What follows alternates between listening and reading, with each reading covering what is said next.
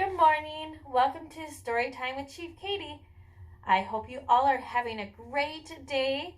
Today I am excited to read to you one of my favorites is The Three Little Pigs.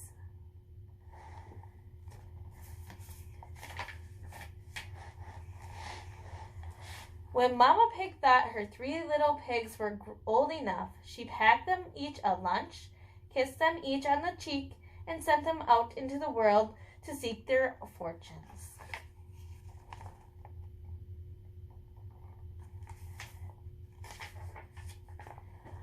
Off they went together, each with a bright kerchief for a knapsack. When they came to the fork in the road, they bid each other goodbye and good luck. Then one went this way, one went that way, and one went the other way.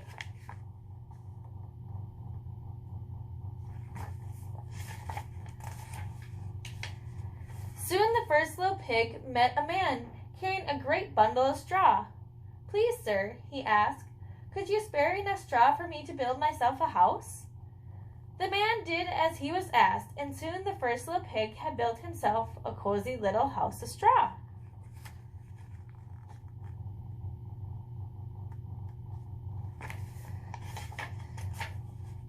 Before long, a hungry wolf knocked at the door of the little straw house.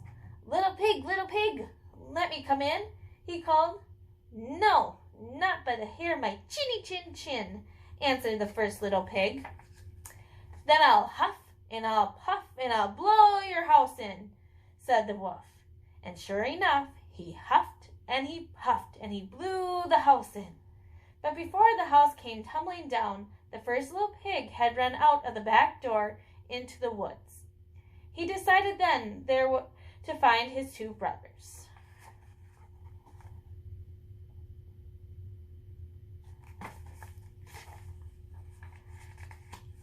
The second little pig walked along until he met a man wheeling a barrow full of sticks. "Please, sir," he asked, "would you spare enough sticks for me to build myself a house?" The man did as he was asked, and soon the second little pig had built himself a snug little house of sticks.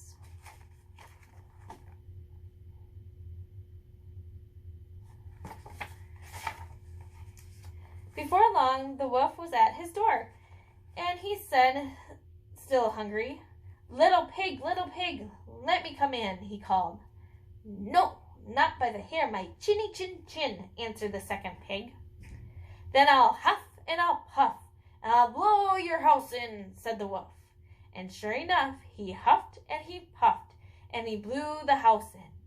But before the house came clattering down, the second pig had climbed out the back window and ran into the woods.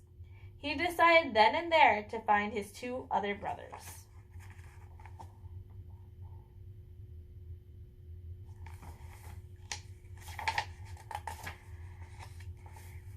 After the third little pig had walked for a while, he met a man pulling a cart heaped with bricks. "Please, sir," he asked, "could you spare enough bricks for me to build myself a house?" The man did as he was asked, and soon the third little pig had built himself a solid little house of brick. After a while, his two brothers and his mother found their way to his new little brick house. They all decided to live together once more.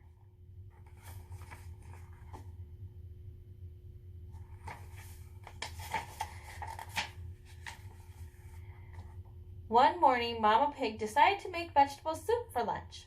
She filled the big iron kettle that hung in the fireplace with water, added an apronful of fresh vegetables from the garden, and lit the fire under it.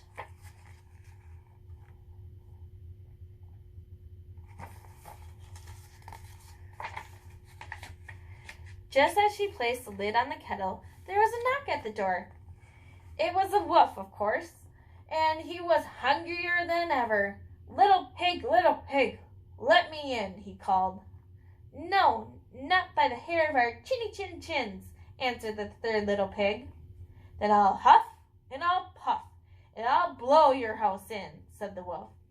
And sure enough, he huffed and he puffed and he huffed and he puffed and he huffed and puffed again. but he couldn't blow in that solid brick little house.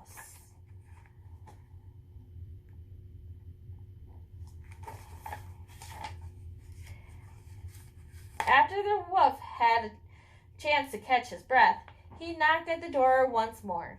"If you don't open this door, I'll climb down your chimney, and you'll be sorry for the trouble you caused me."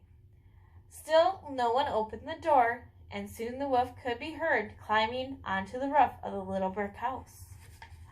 Uh-oh.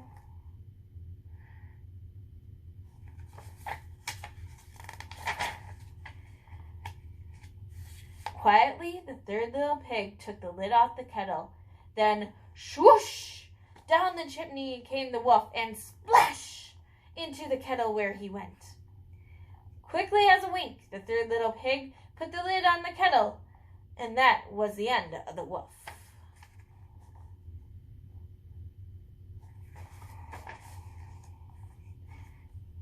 To celebrate the occasion, Mama Pig took a crusty rutabaga pie out of the cupboard. Everyone had a great big slice and washed it down with a cold apple cider. And that was the end of our story. The end. I hope everyone enjoyed the book today. Stay tuned for next time for another great story with Chief Katie. Bye!